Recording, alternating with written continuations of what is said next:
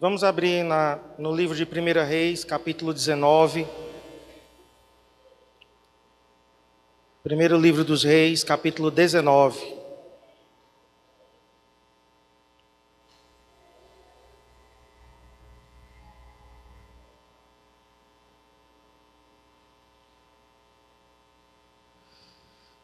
Através da experiência do profeta Elias, vamos aprender a lidar com o desânimo.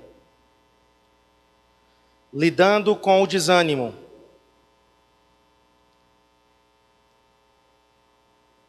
Quem achou, diga amém.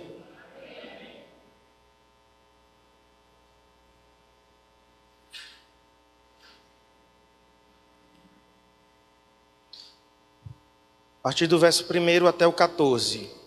Vamos ler, depois comentar. Acabe contou a Jezabel tudo o que Elias tinha feito, até mesmo o massacre dos profetas. Jezabel imediatamente enviou um mensageiro para ameaçar Elias, dizendo: os deuses vão castigar você por isso. Vou me vingar de você.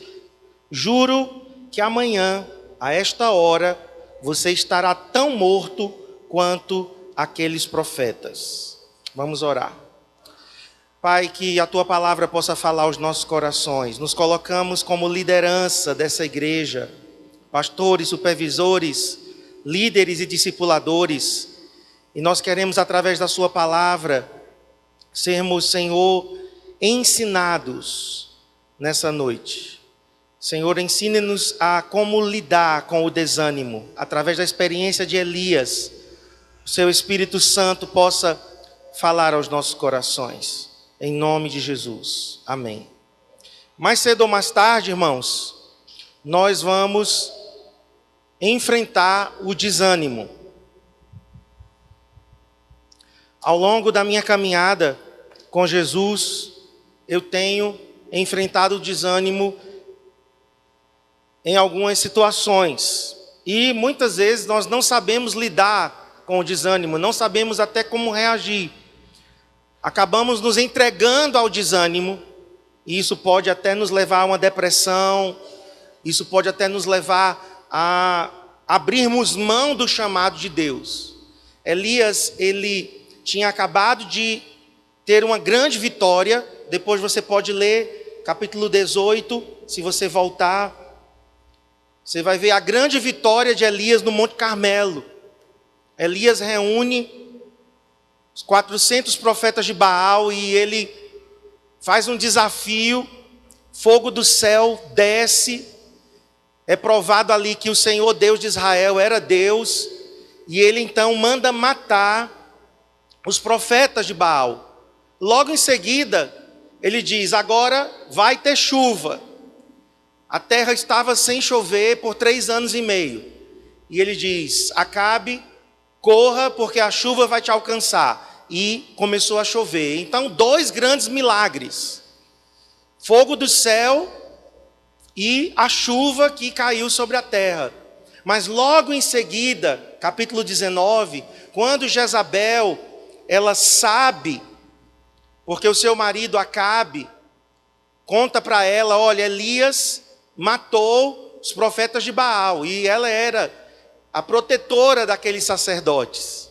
Então, ela manda dizer a Elias: olha, façam-me os deuses como lhes aprouver, na versão atualizada. Se amanhã você não estiver morto, se amanhã eu não te matar, como você matou os profetas de Baal. Então aqui, nesses primeiros versículos, o que é que nós encontramos, irmãos? A ameaça de Jezabel. Jezabel, ela representa um espírito de manipulação e um espírito de controle e prostituição espiritual. Essa mulher do Antigo Testamento, essa rainha perversa, ímpia, ela era uma rainha pagã e ela casou-se com Acabe, e na verdade quem manipulava, quem governava, quem fazia e desfazia era Jezabel. Acabe era apenas uma marionete. E ela representa um espírito de manipulação e de controle. E que muitas vezes, meus queridos, esse espírito maligno, ele quer nos atacar. Ele quer nos atingir. Então ela mandou uma ameaça. Ah, Elias, você pensa que é homem de Deus? Só porque veio o fogo do céu e matou os profetas? Então agora você vai ver. E ela começa a ameaçar. E eu queria que a gente lesse lá em Apocalipse sobre Jezabel, para a gente poder entender melhor como esse espírito ele atua. Apocalipse capítulo 2. O pessoal de trás, está dando para ouvir direitinho? Inclusive, irmãos, quando no culto vocês estiverem com dificuldade de ouvir, estiver o som um pouco ruim, faz um bilhetinho, manda para mim, para a gente poder ir ajustar na mesa. Às vezes a pessoa chega no final do culto, pastor, não entendi nada.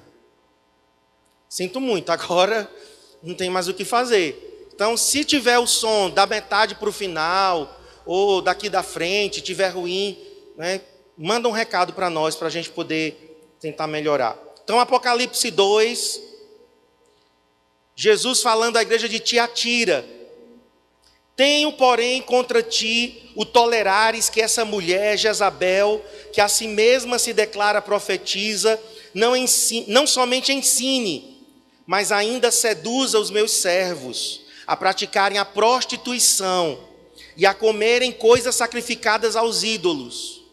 Dei-lhe tempo para que se arrependesse. Ela, todavia, não quer arrepender-se da sua prostituição. Eis que a prostro de cama, bem como em grande tribulação os que com ela adulteram, caso não se arrependam das obras que ela incita. Matarei os seus filhos, e todas as igrejas conhecerão que eu sou aquele que sonda mentes e corações, e vos darei a cada um segundo as vossas obras. Então Jezabel, ela representa esse espírito, primeiro de manipulação e de controle. Olhe, não aceite nenhuma forma de manipulação e controle na sua vida. Ninguém pode te manipular. Quer seja seu cônjuge, quer seja um amigo, quer seja o filho, o discipulador. O pastor não, porque eu não quero manipular ninguém, nem controlar ninguém. Mas não aceite. Muitas pessoas estão, infelizmente, debaixo da influência desse espírito, dessa potestade maligna, governada por Jezabel. Claro que hoje não é uma mulher, literalmente, mas é um espírito maligno poderoso, que entra muitas vezes na igreja, entra muitas vezes numa família, e não só são mulheres que estão debaixo da atuação de Jezabel, não. Tem homens também que estão debaixo desse espírito de manipulação e controle. Então ela quis ameaçar Elias. Olha o espírito de manipulação e controle. O desânimo muitas vezes, sabe como começa, irmãos? Quando a gente se sente ameaçado.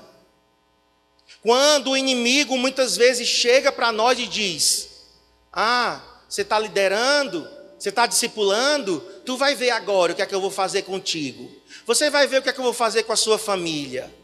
E aí você começa a experimentar um contra-ataque nas suas emoções. O desânimo começa assim. Às vezes vem até na forma de um sonho, irmãos. E a gente acha que é revelação de Deus. E às vezes não é. Então você está lá fazendo a obra de Deus. Elias estava fazendo a obra de Deus. Um grande confronto, uma grande vitória. De repente, um grande contra-ataque. E aí vem aquele espírito de manipulação e controle, querendo ameaçá-lo e detê-lo.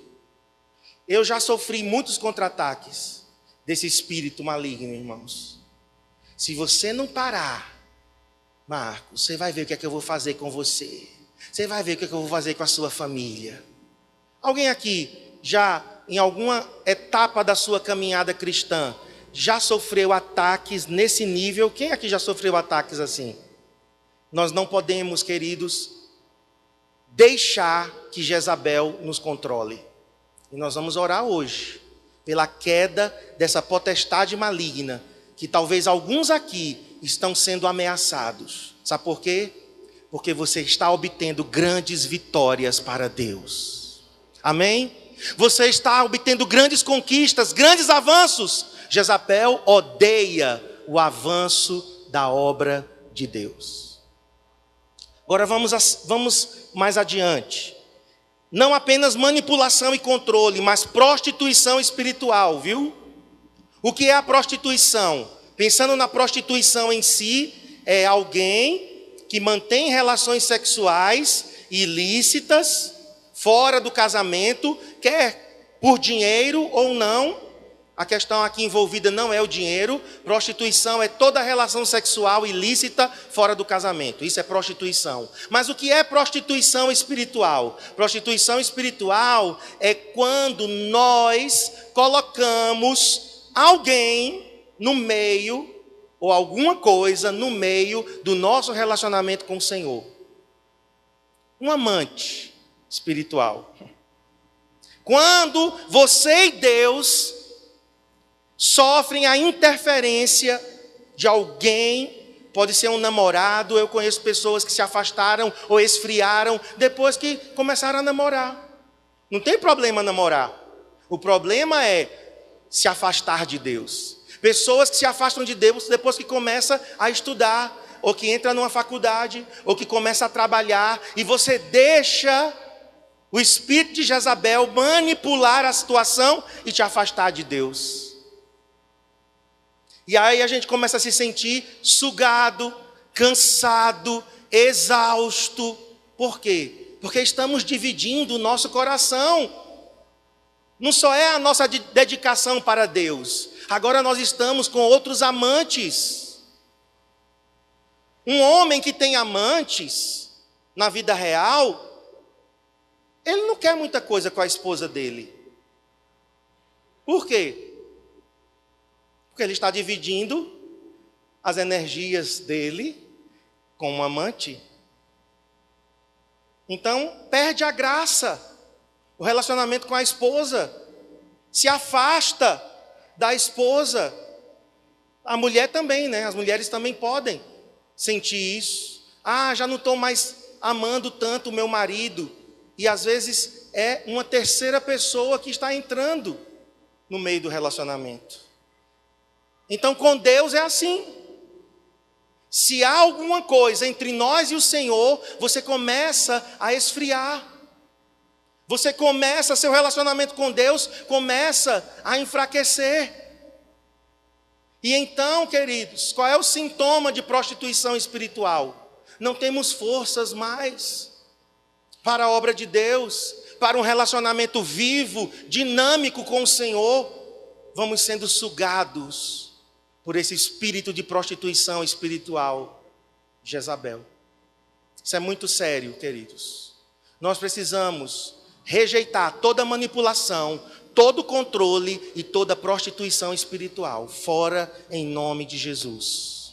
Amém? Agora, vamos continuar aqui. Volta lá para 1 Reis.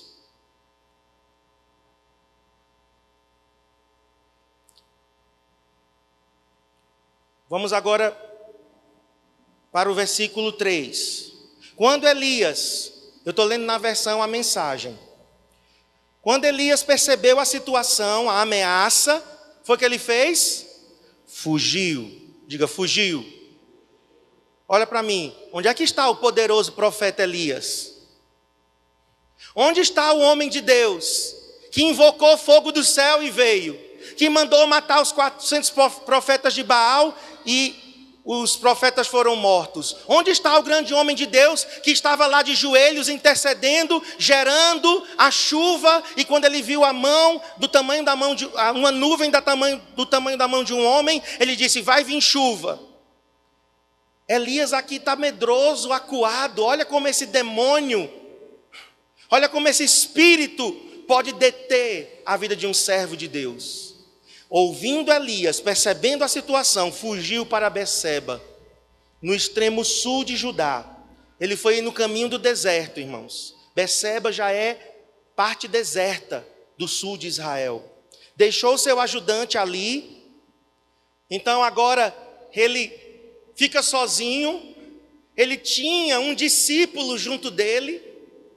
Isso é bem interessante, porque geralmente o que o diabo faz para a gente ficar mais vulnerável ainda? Caminha sozinho, fica só, te isola. E a Bíblia está dizendo aqui que ele deixou o ajudante dele, o discípulo dele, e caminhou mais um dia no deserto. Chegou até um zimbro, é uma árvore do deserto, sentou-se à sombra e pediu para morrer, dizendo: basta, ó Eterno, basta, Deus, leva a minha vida, eu quero morrer, estou pronto para descer à sepultura, Senhor. Se o Senhor quiser me matar hoje, eu estou pronto para morrer. E exausto, caiu no sono debaixo daquela árvore. Então, depois de uma grande vitória, um grande desgaste espiritual. Eu já percebi isso, irmãos. Já percebi isso. Sempre que nós temos uma grande vitória espiritual, sempre que nós temos um grande avanço no mundo espiritual, logo em seguida há um grande desgaste. Há uma grande ameaça do diabo. Eu tenho percebido isso já há uns 2 meses, desde que nós marcamos a nossa mudança para esse lugar. O desgaste de uma batalha. Porque para mim não foi só mudança física, não. Nós precisamos ter olhos espirituais mais abertos, para entendermos, né, o agir de Deus no mundo espiritual. Então nós temos enfrentado um desgaste na batalha. Nós temos enfrentado um contra-ataque maciço dessa potestade chamada Jezabel, desanimando pessoas. E sabe o que é que as pessoas, em primeiro lugar, elas culpam? Deus. Depois elas culpam a obra de Deus. Sempre é assim. Eu não sou menino espiritual, eu não tenho 1 ano de crente, eu nasci já, só não nasci no banco da igreja porque levaram minha mãe para a maternidade. Então eu estou nesse contexto de igreja e eu sempre ouço isso. Quando as pessoas estão cansadas, quando elas estão debaixo de um desgaste, quando elas estão debaixo de um contra-ataque, a primeira coisa que elas querem abrir mão é do relacionamento dela com Deus e culpam Deus, né? Aqui ele pede a morte, basta Deus. Basta Deus. Mas também, irmãos, o diabo leva-nos ao engano para achar que nós estamos assim por causa da obra de Deus. Você está se doando muito. Você está trabalhando muito para Deus. Eu já ouvi isso. Pensa mais em você um pouquinho, rapaz. Para que esse exagero? Nós precisamos, meus irmãos, de discernir esse contra-ataque. E nós temos que reagir da maneira certa. Amém? Porque, por exemplo, eu sei pessoas que se dedicam, corpo, alma e espírito, por uma causa social. Hoje é dia 22. Daqui a uns 3 ou 4 dias, está completando 1 mês, que um grupo de alunos está morando na universidade. Eu fui lá olhar. Eu tive que ir pegar um material para o Acamp, data show e uma câmera, e eu tive que entrar no prédio, pedir permissão às belezuras lá, para poder entrar no prédio, porque eles tomaram conta do prédio e são donos do prédio agora.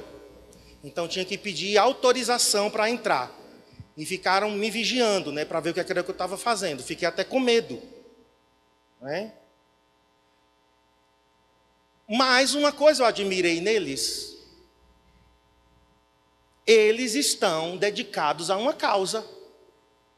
Estão comendo, dormindo, fazendo suas necessidades, tomando banho, tudo lá. Quantos crentes fariam isso?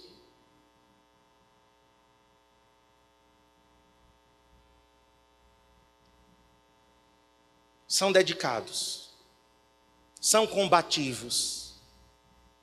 E ai de quem for enfrentá-los, porque eles têm armas. Não armas físicas, mas eles têm discurso.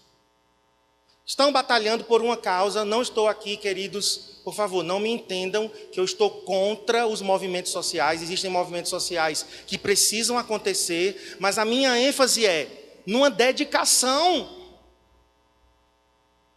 Estão se revezando. Já vai completar um mês. Estão lá perseverantes.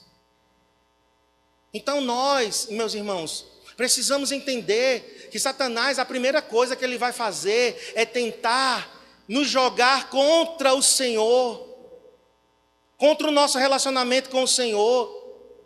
Diminui o teu tempo com Deus. Diminui o teu relacionamento com o Senhor. E também fazer nos desanimar com relação às coisas de Deus. É por aí que vai. Mas vamos seguir.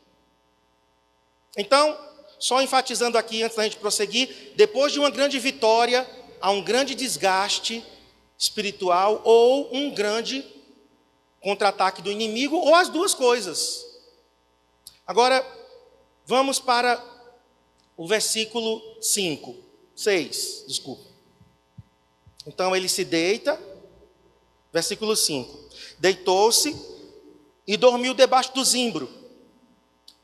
Eis que um anjo tocou e lhe disse: levanta-te e come.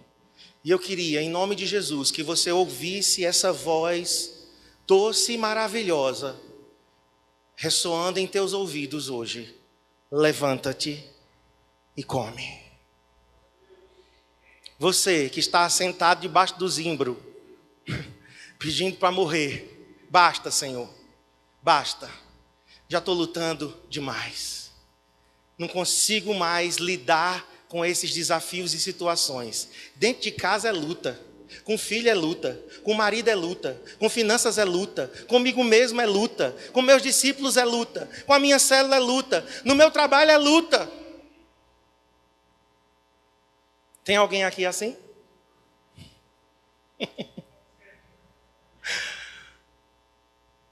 Ouve a voz do teu Senhor.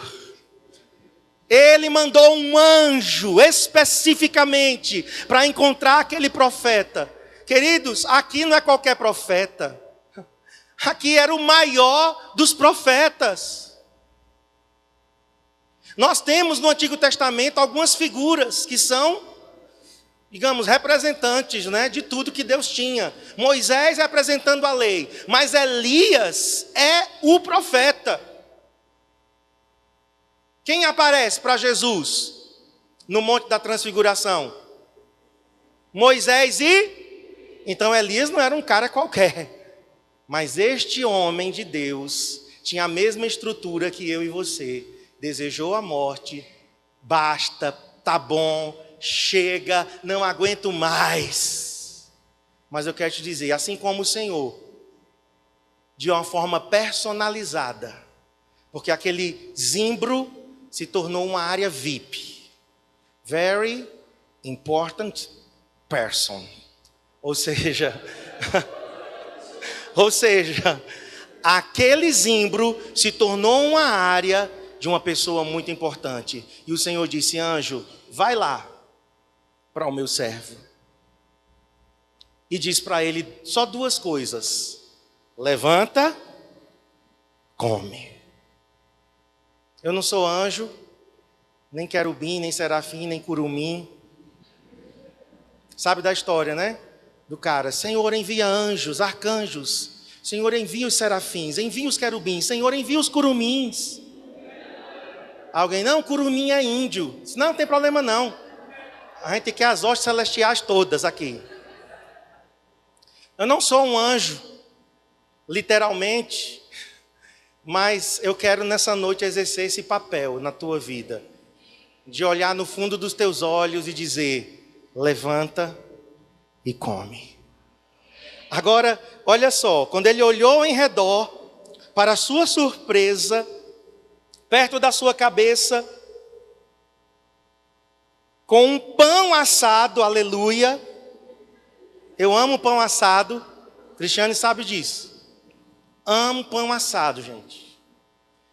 Ó, se você quer me ver feliz, passa um pão na chapa com manteiga que eu estou feliz. Pão assado em brasas e um jarro de água. Aí Elias come e volta a dormir. A situação estava crítica aqui, viu? Porque era levanta e come, mas depois não dorme. Levanta e anda. Mas realmente Elias estava numa crise muito séria. Ele comeu o pão, ele bebeu a água, mas ele voltou a dormir. E eu quero destacar aqui pão e água. Pão aqui, irmãos, é a palavra revelada. Palavra revelada. Você não pode ler a Bíblia só como um livro qualquer. A palavra tem que revelar a você. A palavra tem que se tornar viva e eficaz, que nós chamamos de palavra rema. A palavra de Deus se torna viva para você, e isso te alimenta. Agora, só a palavra logos vai estar armazenada dentro de você. Muitas vezes eu leio a Bíblia só para armazenar mesmo.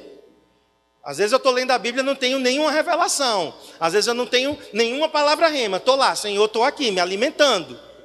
Estou armazenando a palavra logos, mas o logos tem que se tornar rema. E aqui o pão assado é essa palavra viva, que você está ali lendo e Deus fala com você naquela hora. É isso que te fortalece. E a jarra de água, eu coloquei aqui, é a presença do Espírito Santo. Palavra revelada, mais presença do Espírito Santo. E então o anjo novamente voltou, segunda vez, acordou e disse: levante-se, coma um pouco mais. Coma um pouco mais. Tem mais pão, tem mais água. Você tem uma longa viagem pela frente.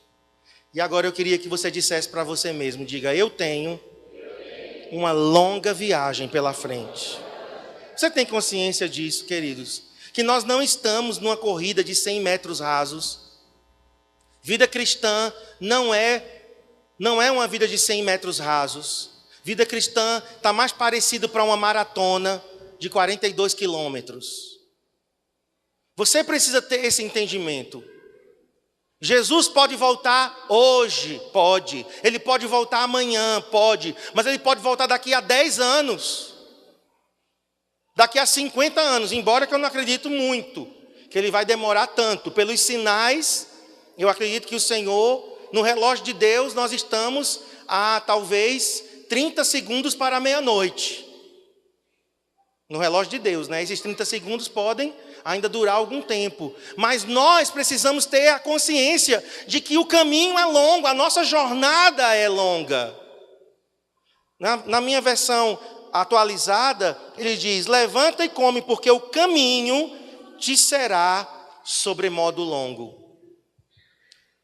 Olha no olho do teu irmão e diz para ele: teu caminho será sobremodo longo.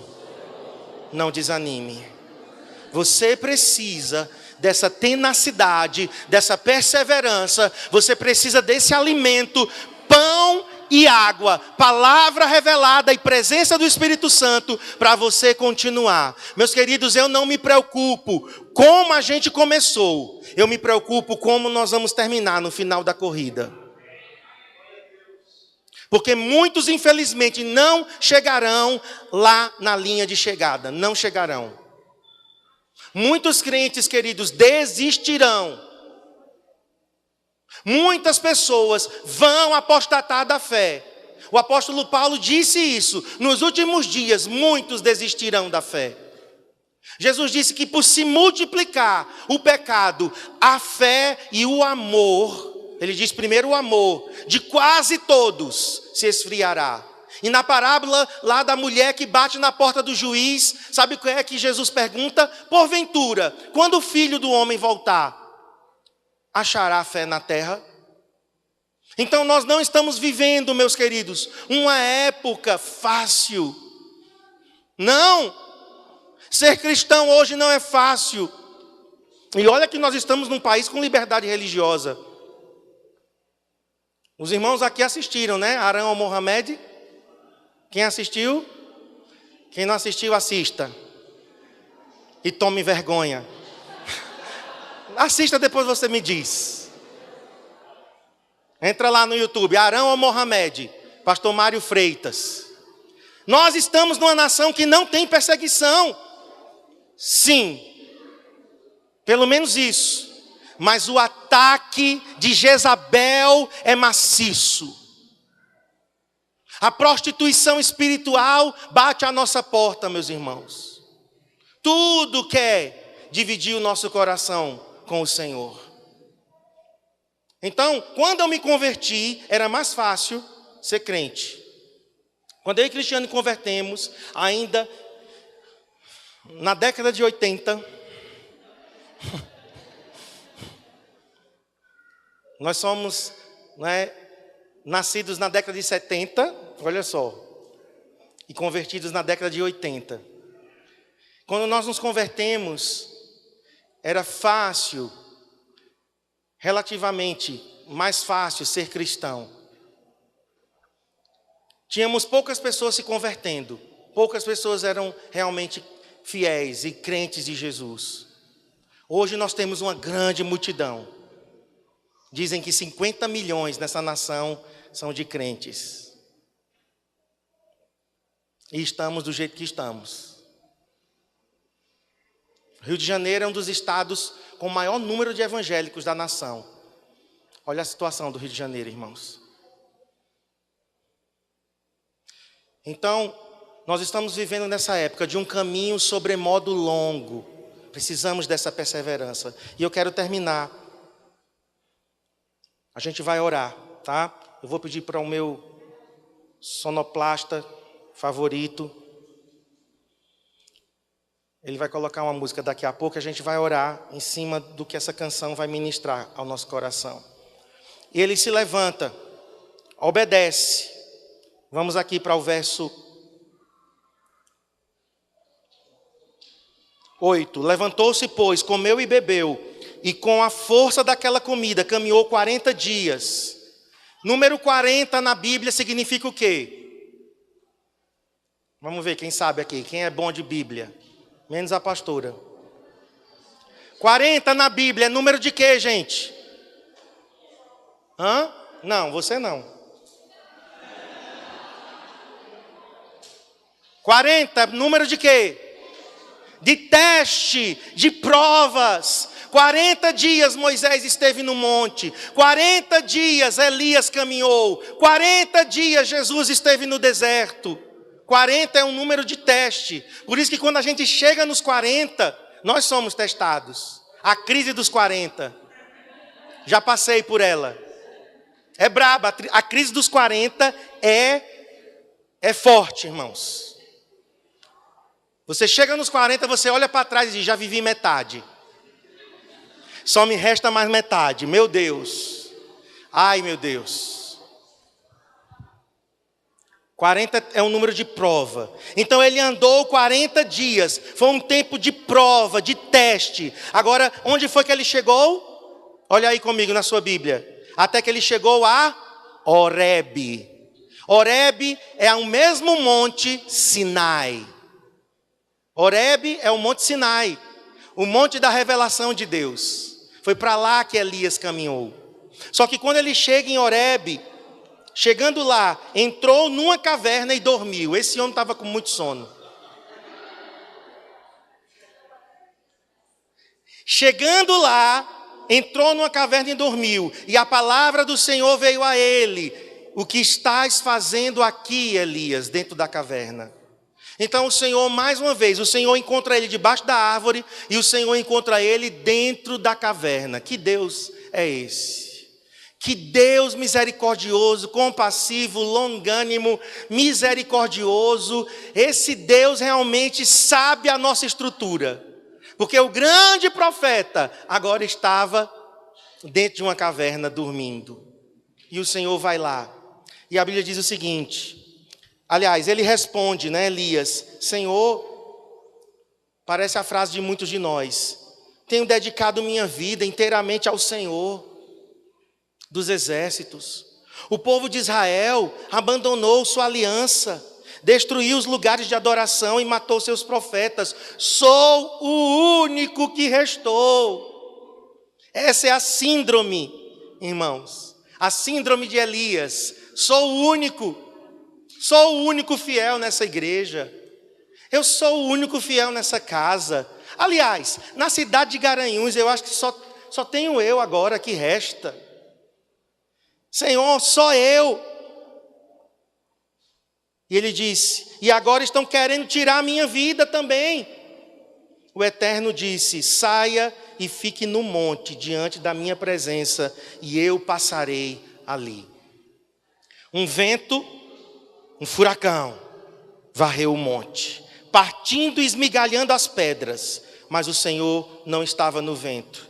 Depois um terremoto, mas o Senhor não estava no terremoto. Depois veio um fogo, mas o Senhor não estava no fogo. Por fim, depois do fogo, uma brisa suave.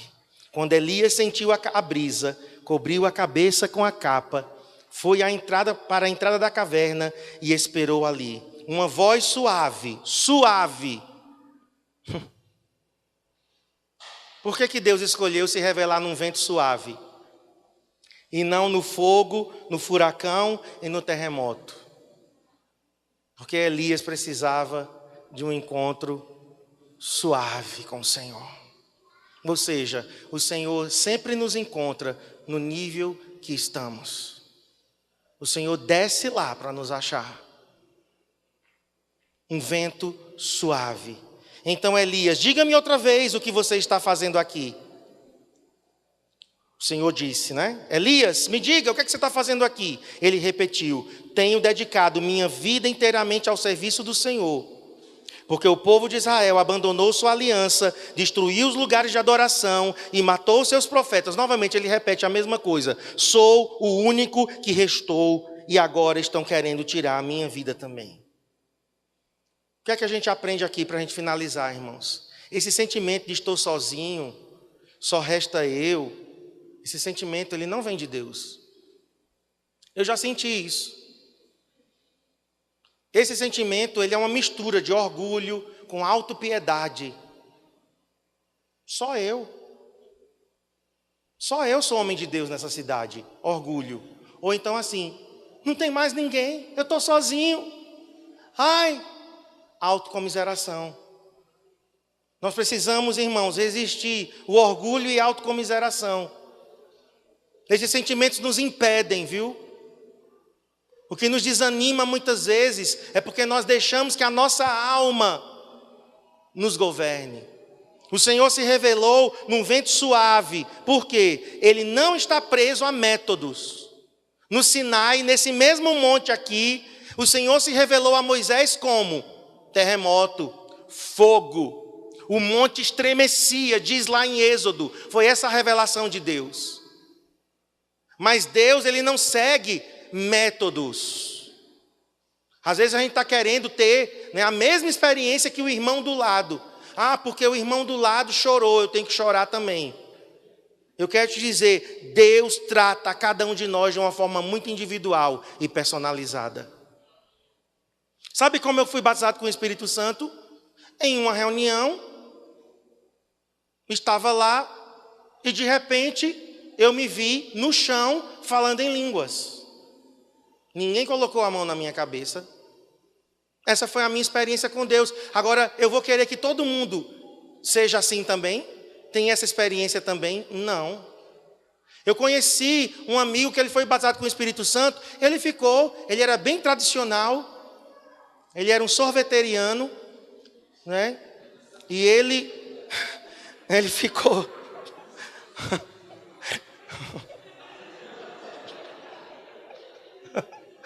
Ele ficou 1 hora, irmãos. 1 hora, girando assim no chão, embolando de um lado para o outro. Falava em línguas, 1 hora. Deus quis fazer assim com ele. Comigo foi diferente. Então aqui o Senhor está dizendo, olha, eu tenho uma revelação personalizada. Não foi no terremoto, não foi no furacão, não foi no fogo, mas vai ser na brisa suave. Agora, o que é que o Senhor diz, irmãos? O último versículo para a gente orar. Me perdi aqui. 15. Disse-lhe o Senhor, volta ao teu caminho para o deserto de Damasco. Elias, levanta-te, vai, porque tens ainda missão para fazer. Chegando lá, unge a Azael, rei sobre Síria, a Jeú, filho de Ninsi, ungirás rei sobre Israel, e também Elias, filho de Safate, de Abel-Meolá, ungirás profeta em teu lugar. Tu tens uma tríplice missão. Sai dessa caverna, rompe com o teu desânimo, porque eu ainda não terminei o que eu tenho para você. Antes de eu te levar para o céu, Elias, tu vais ainda ungir 2 reis e um profeta. E aí, irmãos, o 18. Também conservei em Israel 7.000, todos os joelhos que não se dobraram a Baal e toda boca que o não beijou. Elias, você não está sozinho. E o Senhor está nos dizendo hoje, Marcos, você não está sozinho. Levante-se. Eu ainda tenho um grande e longo caminho para você. Eu ainda tenho missões específicas para você. Amém? Vamos ficar em pé.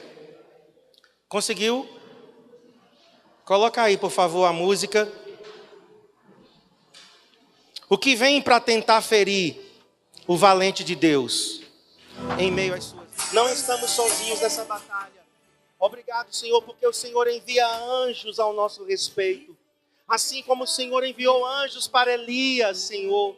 Deus, nós somos os teus valentes. Nós estamos no meio da batalha. E eu sei que o Senhor não abre mão de nós. Mesmo estando debaixo, Senhor, muitas vezes de cansaço e de desânimo. Mas agora, Espírito Santo, nós recebemos o pão assado em brasas. E a jarra de água que vem do céu.